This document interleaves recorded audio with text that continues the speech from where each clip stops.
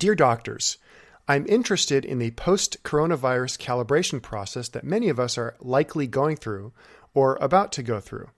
I would bet that many of us are not feeling very calibrated to the sexual marketplace right now, whether we are single or not.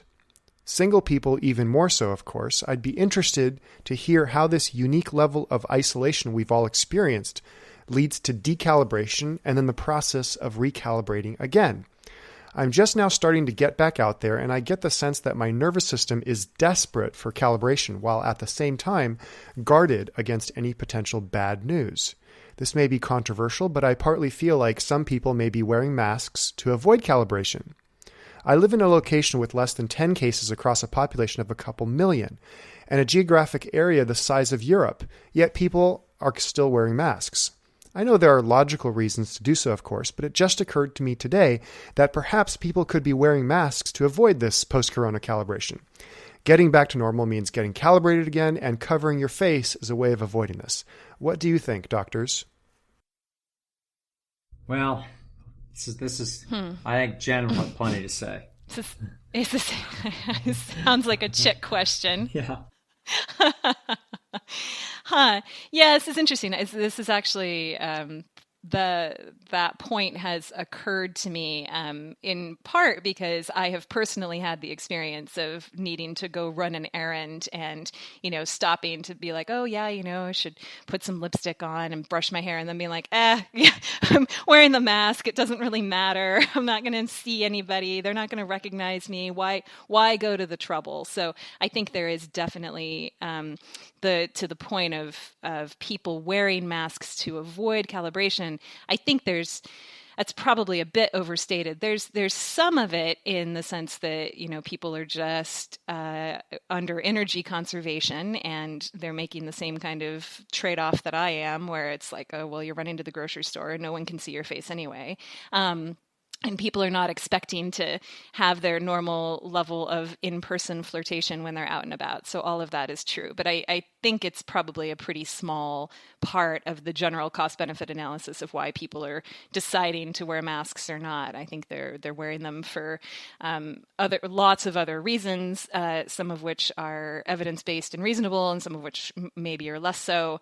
And just because you're in a rural area, I wouldn't expect that to be terribly different.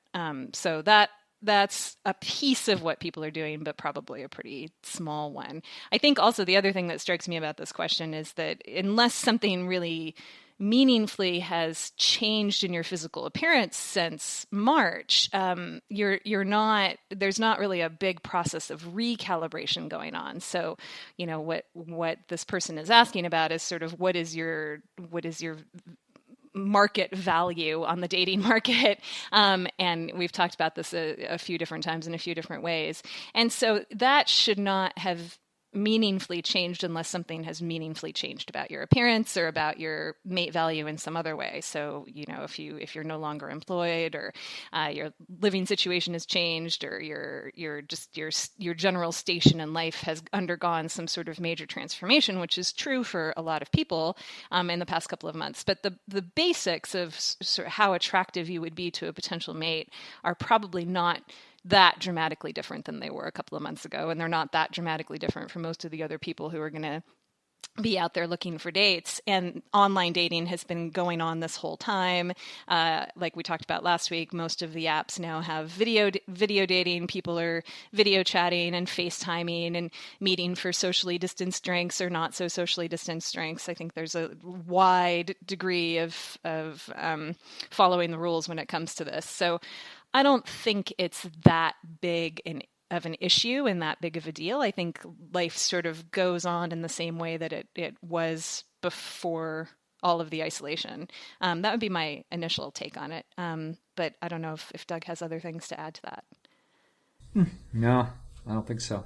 That's all makes perfect sense to me. There's all the same reasons are there that we already know are there. And yeah, no, I think that's it. Yeah. Check it. Call it good.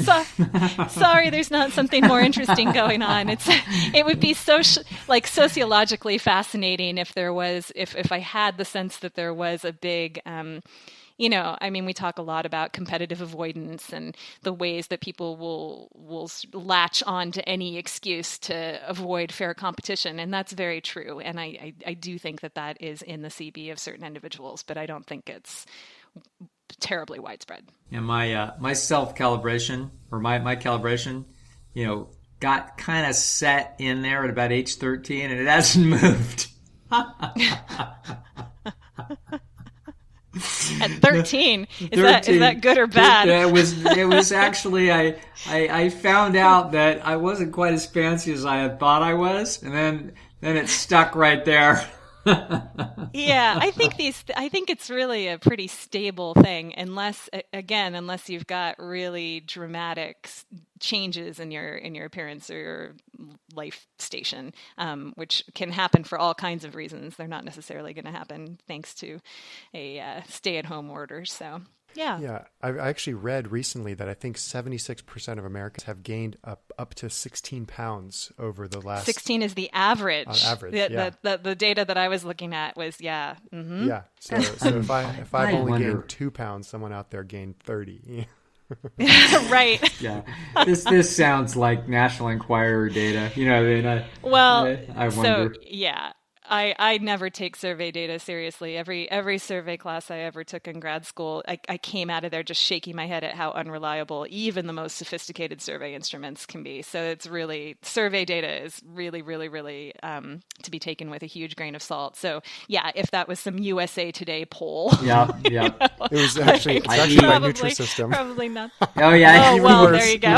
But I definitely have selection bias just because I've been talking to a lot of clients who have obviously had that experience. And so I think it's not unheard of that people have gained weight, but the mask is not going to help you with that. So that's, yeah.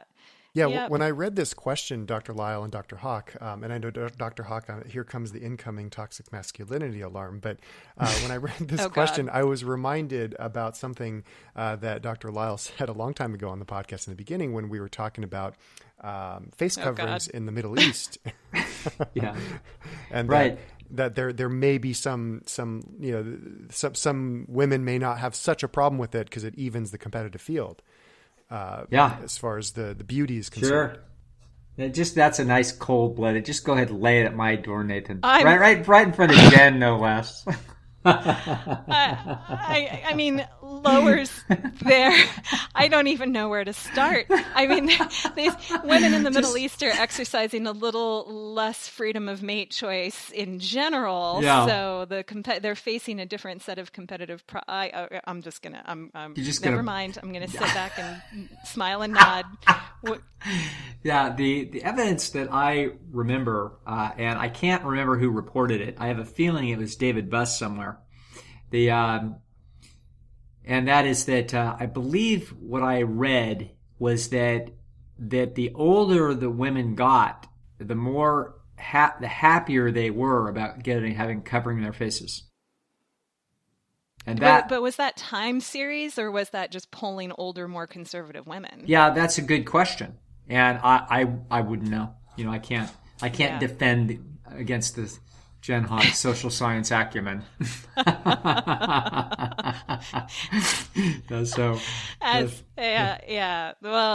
again, survey data in the Middle East, sure. Or autocracy, like all of that's pretty unreliable at best. So, but it doesn't. I mean, I will concede the point that if you have an interest in competitive avoidance and hiding your face, you may be more amenable to a political mandate to cover your face. That could be possible, but I'd want to see some real data. Hardcore. Good. Well, I'm glad to see that your toxic masculinity alarm is still out of batteries, Dr. Hawk. So. It would be. I mean, COVID is such an amazing opportunity for scientists across the academic spectrum, including social scientists, to do these kinds of studies. So this is really an opportunity to generate some robust data looking at those kinds of questions. Although you're not going going to get funding to do any kind of long-term study on something like that in any major U.S. university right now. So, Yeah. but it does. I mean, this is the pandemic that will launch a million really interesting dissertations if people are willing to ask interesting questions. It sounds like it's going to be a very interesting next 10 or 20 years. Yeah. Well, speaking All of... right, what else we have, Nathan? Speaking of the next 20 years, this is the next two questions are the ones that are a little bit different, but have similar themes. And this is about parental influence. So, dear doctors, in last few shows ago, episode 227, you covered parental influence or lack thereof. I'm curious why it seems that so many of us are programmed to want to push our kids to achieve if the long-term influence falls flat. Could it be all the parents wanting their kids to achieve early success to increase the parents' status and therefore possibly increase professional, social, and mating opportunities? Could the thinking be that if your kid gets into the prestigious prep school, it might increase the likelihood of landing a good network opportunity or a fling with a well-to-do mate, or just in general to upgrade your social circle? Yeah. I mean, I think let's talk briefly. Obviously, it is actually really interesting that they're essentially saying, look, with all of the efforts at education, we don't change a person's location with respect to their peers, and that's true. However, if we were to think about it in a slightly different way and say, okay, what if you had no education, none, zero, didn't learn how to read or write? Then would you be compromised when you're 18 looking for a job? The answer would be, yeah, you probably would be. Okay? So the issue is whether or not the educations are functionally equivalent enough, and that essentially so that the outcomes in the educational process are distributed according to the gene quality of how well people can contribute in the marketplace, and therefore trying to make the education, quote, of higher quality, the delta between, quote, a high quality education and an average education is really nothing. It washes out. But that doesn't mean the education itself is useless. Okay, so now behind that, we're going to look back through that same concept. If you were a parent in the Stone Age, would it pay to educate your children? Or just say, well, it doesn't make any difference anyway? No, I think it does make a difference. So again, but each child is more or less getting a functionally equivalent education, close enough. Fathers or mothers teach kids how to tie knots, teach them about local peculiarities of the landscape, educate them a little bit about the personalities of people in the village and what to look out for. In other words, there's useful information that comes along with parental or paraparental instruction. And so from there you can understand why parents would be interested in educating their children. From there, it's not a big leap to start to realize that the same instinct that would be in parents to try to get them to educate a kid to become more effective could, under certain circumstances, blossom out further than just attempting to influence the kid's education, but actually go even further in attempting to impact their success in the village in competition with particularly same-sex, competitors. Let's think this through, and when we really get down to parents pushing children, let's see, we've got two different options that would take us to why it is that this would be an instinct that would be being activated. One of them, obviously, is just general parental education. That should be a general species-wide instinct that we should see. But when we start to look at the pushiness that's involved in some parents, in fact, many parents, not all though, but in many parents we see a pushiness, and And we see it at two places. They'll push the children, and they'll also push the social environment in order to either give the child a break or in some way try to enhance the kid's competitive standing with respect to their competitors. So let's try to figure out why. One reason would be to increase the child's either survival or reproductive success in the future. The other would be to increase your own personal survival or genetic or reproductive success. And so that's where the questioner asks this question, and you can see the possibility of both. So I had a friend of mine, I had a couple of friends of mine, they're a couple, and they're well steeped in evolutionary theory. And the woman is quite attractive. And she noticed when she was in a grocery store that she looked down the grocery store aisle, and there was a kind of a nice looking guy looking at her, and then had his daughter with him, and the daughter was, about 5 or 7 years old and pretty. And the guy actually pulled the daughter towards him and then had both of them look at my friend and smile and be friendly. And my friend walked out of there calculating, thinking, what was he trying to do there? And her inference, which I think was very intelligent and probably accurate, was, look how I make beautiful children. Okay, so in other words, your offspring are advertisements of your gene quality. Of course they are. So therefore, it would make sense that parents would be using their children as advertisements for themselves for mates. The Same reason that guys will walk a cute dog in the park. It's the same process. Yeah. God, I hadn't thought about that. Advertising personality and parenting skills, and gene quality, and all those things. Yeah. Oh man, now you tell me. Now you tell me, Jen. Yeah, get a dog, Doug. Oh man. Wait, aren't dogs like it's your cat?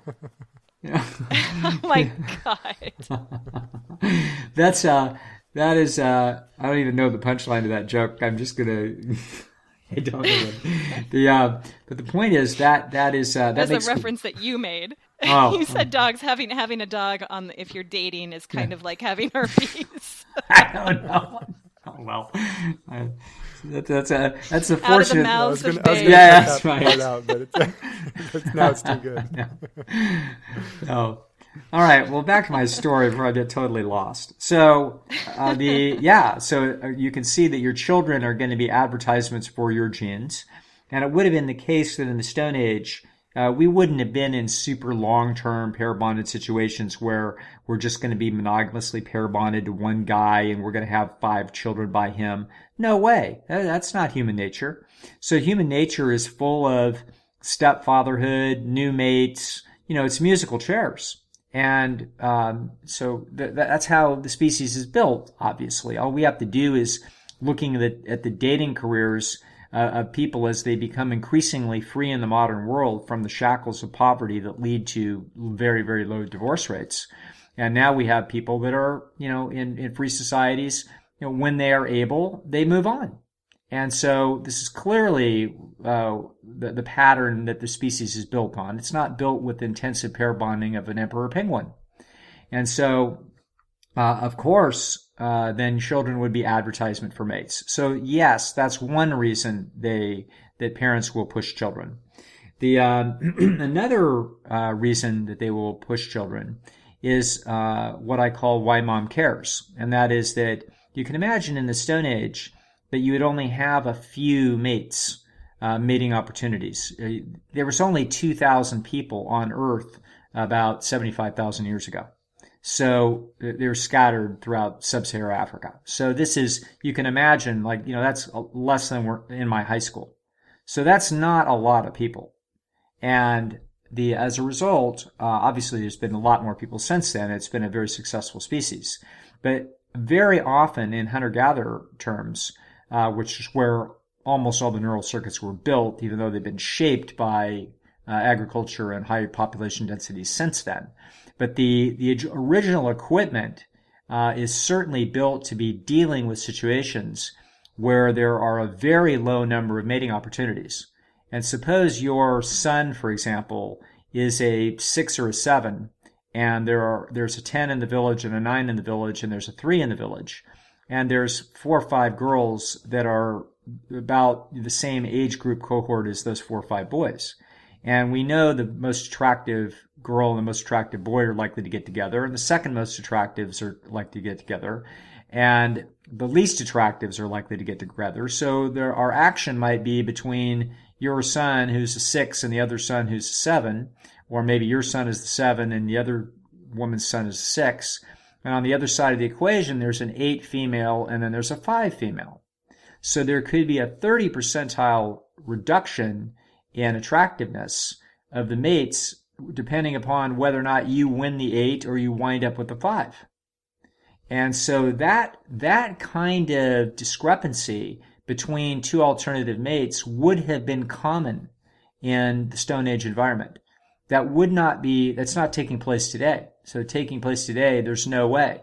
If you're someone who could claim an 8, then you're going to wind up in that general range. You're not one hair's breadth away from being an 8 versus a 5.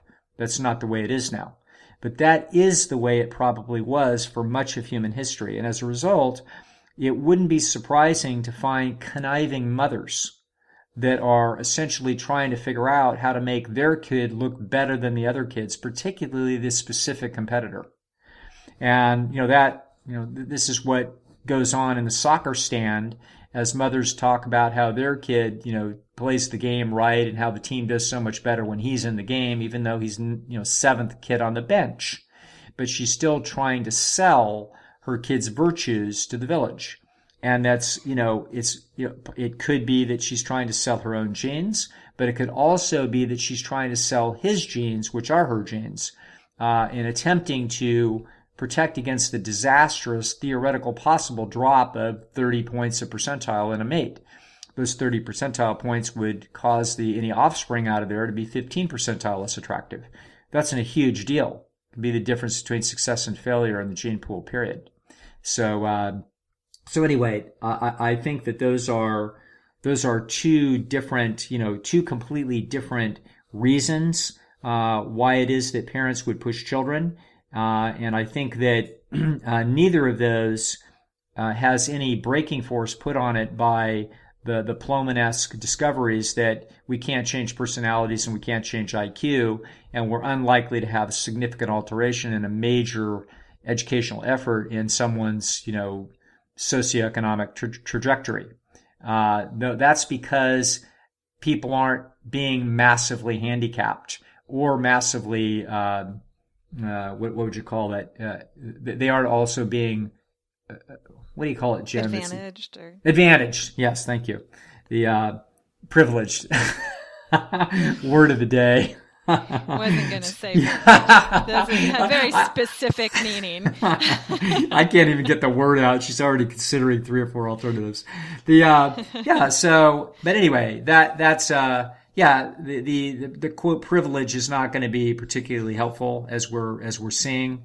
So, but what would be the instincts that would be driving the pushing that you see? I think personal advertisement for you directly, and also the anxiety that comes with knowing that the other mom is pushing her 6 or 7, trying to get her kid one nose in front of your kid in search of that 8. And so if it's game theory, if they all got some pushiness involved, some braggatry chip about the genes of their kid, then you would expect that if they brag, I'm going to brag. And that process then would evolve in the species, which I absolutely think that that's exactly what we see. We see a bragging chip and a pushing chip. Particularly. Yeah. Yeah, which again has been leveraged massively by social media. If you're a single mom of that kid trying to show off your genes, and you've got an Instagram account where you can show the smiling photo, and you're in competition with the other single moms with the kid at the soccer game. There's a whole incentive structure that's been created by social media that defaults as as a marketplace. Yeah. Yeah. And if not an active marketplace, at least a calibration space and an advertising space and everything else. You're like the degree to which humans are always advertising their personality characteristics and their mate value has just been absolutely exaggerated beyond belief by social media incentives. So yeah, fabulous. All right, Nathan. Fantastic. All well, good? Our next question, which sounds similar, which sounds different, I'm sorry. Dear doctors, I'm struggling to realize the last chapter of the book, How I Found Freedom in an Unfree World, where the author describes freedom from wanting to control others. I have a 29-year-old brother who still lives with my mother. He was working before the pandemic, but is now currently unemployed. He has consistently made thousands of dollars a month, but pays her nothing. He says she doesn't care, and he is wanted there. She says she doesn't mind.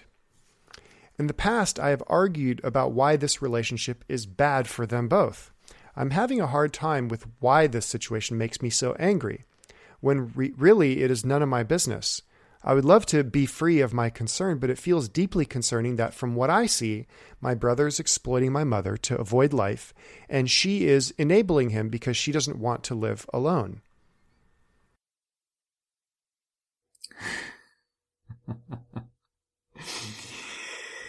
Yeah, that's a nice. Jen, I'm gonna just talk about this, and then you, whatever it is that I miss. I mean, it's really the same problem upside down. So go ahead and elaborate. But I think we've basically kind of already covered the dynamic. Yeah, the dynamic is that what Jen and I would try to argue with parents is the following: is that your children are highly incentivized to try to go out there and earn esteem that is going to be useful for them. And so they're pretty savvy about it. And as a result, if they want to dye their hair purple and they're all determined that that's what they want to do, it's probably a good idea to let them do it. Okay. So if it reduces your mating success because your kid looks like a freak, too bad. Okay. The truth is that they know what they're up to. And so we let them experiment and do that.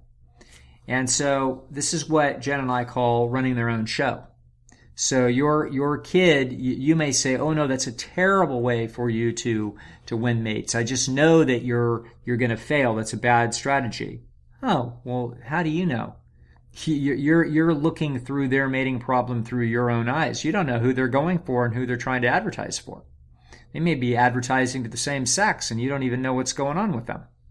So the point is that this is why we let them run their own show. Now, they have to have reasonable expectations of group living so they don't get to dirty the dishes and not clean their room. They have to answer to us so that they don't make our lives burdensome more than it should be. But our job is basically to let them figure their life out, and then when they get into trouble or they may be making catastrophic errors that they don't understand, then we're going to step in, of course. This is the upside down version of this. This is the same little chip in there. Of course, there could be many reasons that we could think through in this situation about why this bothers the questioner. I don't think this is the reason, but we could immediately say, well, now wait a second. Is this just a disturbance of seeing parental resources go to my brother rather than to me? Okay. And in principle that yes. the groundwork has been laid yes. for that, even if those resources are not currently in contention. This is right. This is demonstrating that the resources are becoming less and less available to your potential claim on them in the future, should you want to make one. So right. And that, resources both in terms of her actual assets and also just her time and attention. I mean, those things are all valid, and they're going to interact with the personality of the person who is asking the question as well. But yeah, that's the first thing that comes to mind, is that there's a resource distribution conflict here. Yes. It could also be the case in what the person is sort of reporting, and it very likely is the case, that what they're seeing is that they're seeing that their parent is sort of their child. and that they feel like the parent is a vulnerable first-degree relative that is being exploited by another first-degree relative, or it could be anybody, but in this case, it's a first-degree relative. And so, as a result of that, it's raising the ire of our questioner, and because essentially what's happening is that it doesn't seem, quote, fair. Now, remember that analysis is being run through your eyes. It's not being run through the two individuals who are actually making the trade. So it's useful to know that your mother, just like your kid, is better at running the cost-benefit analysis and looking out for her own interest than you are. Okay? So just as you would let your kid dye their hair purple and shrug your shoulders and roll your eyes and chuckle about it, okay? In other words, if you've got some little rebellious kid that wants to show you, that, they listen to Bob Dylan records and they're looking for the resurgence of the 60s, they want to show you how out of it you are, then, the worst thing that we can do is fight them about it. And the best thing we can do is say, go ahead, it's your own funeral. What do I care? Okay? Mm-hmm. And just basically drop the rope and don't pull on it. And in this case, there's been cross-examination and a history of this dynamic. And so the mother would appear to be a competent individual, still cognizant of everything. We're not talking about someone with some kind of compromised mental function. If the son's 29, that it's unlikely that mom is older than 69. And so this is absolutely comes under the category of let her run her own show. And she is in a better position to run the CB and what is her best interests. And examine clearly, your own motivation to see whether or not what's upsetting you is to feel like that your brother is winning the contest over mom's, affections. That could be what's happening, or what could also be happening is that there's actually real live resources that could be possibly on the table that it's disturbing for you to see that dynamic being set up in a way that's not good for you. So this is, more than one possibility here, but in the end, we sort of crystal clear ourselves as to, why am I angling for those resources, if that's an issue, and if it is the case that what's being signaled is a possibly greater affection for your brother than for you, so be it. Okay, there may be temporary or permanent reasons why that could be true. And if they are, they are. And that doesn't mean that your mother doesn't love you. It just may mean that she may love your brother a little bit more, or consider him more needy right now, that she wants to invest those resources in order to assist him. So complicated CBs that are going through the mother's mind, and the printout is, I'm fine with it. And if she's fine with it, we need to let it go. The other two things that just come to mind really quickly are the other resource scuffle that is kind of at play here is the reference to how the brother was employed and now he's not, and he's using this relationship with their mother to, quote, avoid life. And so it's sort of like this observation that, hey, I'm out here doing things the right way. I'm working for my money. I'm putting in my time. I'm slogging through. Like, it's not fair that you're getting this free ride. And so that's very much, that's going to drive the anger that's coming from that perception of that kind of fairness. Like I could take the easy road too, but I have better character, and so I'm not doing that. But that CB that's being run by that brother, like both of their CBs, it's really interesting. I have had so many people ask me in the last couple of days, what on the podcast when you say CB, what do you mean? So I just want to, it's cost benefit analysis. So I know that I always try to spell it out at least once, but just in case people are confused, we're talking about the cost benefit analysis, where you're always making trade-offs. You're always analyzing, is this worth my time and energy based on the perception of what I'm going to get in trade for the effort that I'm putting into it. So both of these humans have enough experience where they have run the CB, and they have likely come to conclusions in the brother's case that maybe he is not looking at that much competitive success out there in the working world, and this sort of little bit of this ego trap, this kind of like, go live at home with mom.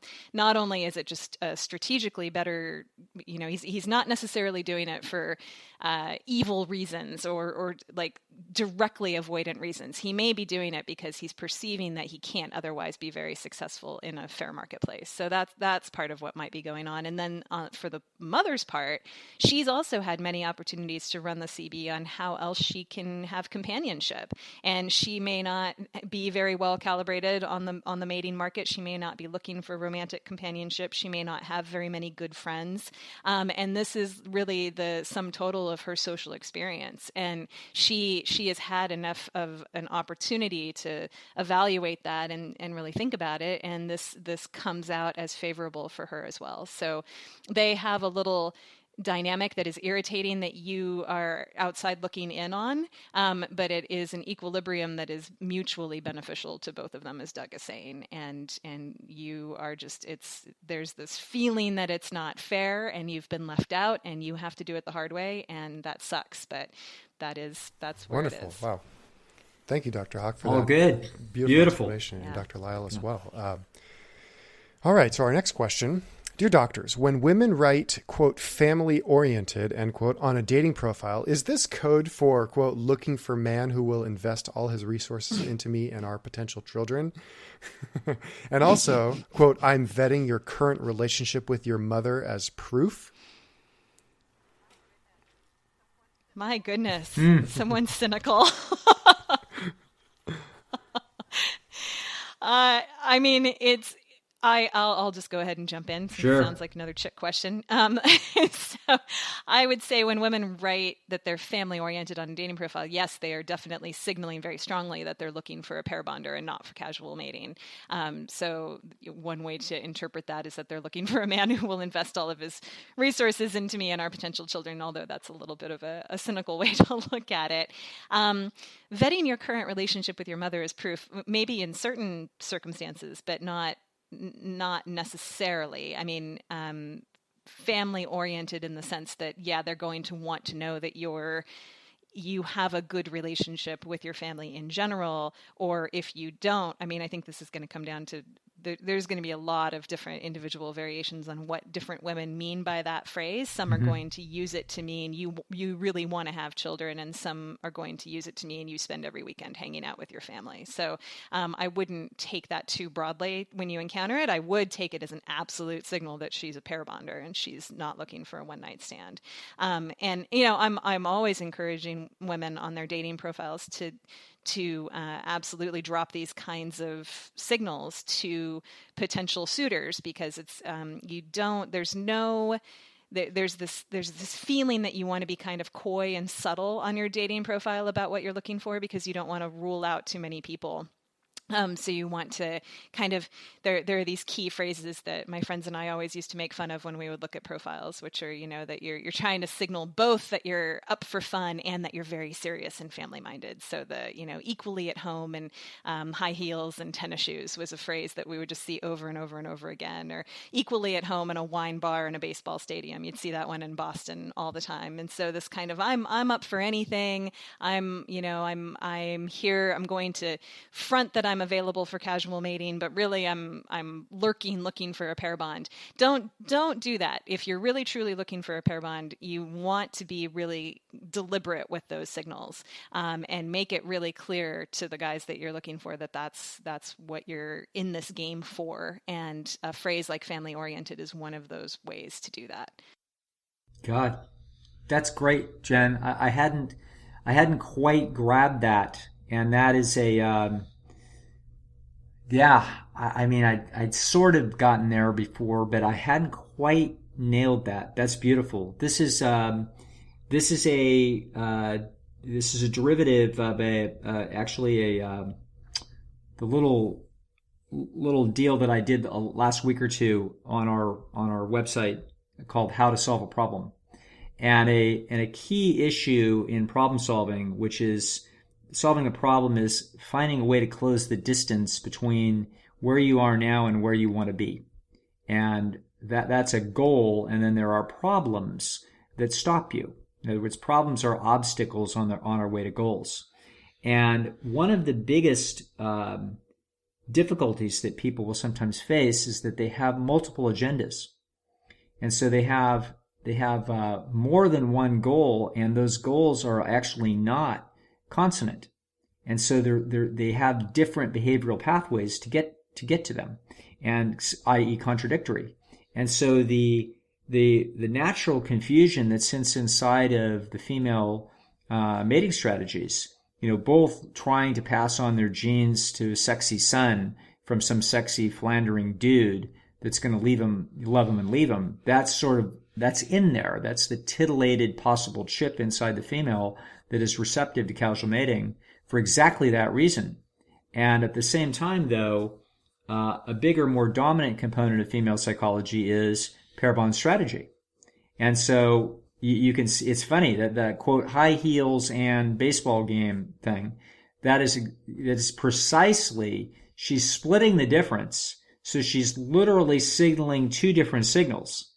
And she herself is halfway confused, Yeah. Well, she thinks she can redeem the bad boy. She thinks she can put her in the bad boy with the high heels and then snag him and turn him into a stadium goer with the tofu dog and the kids.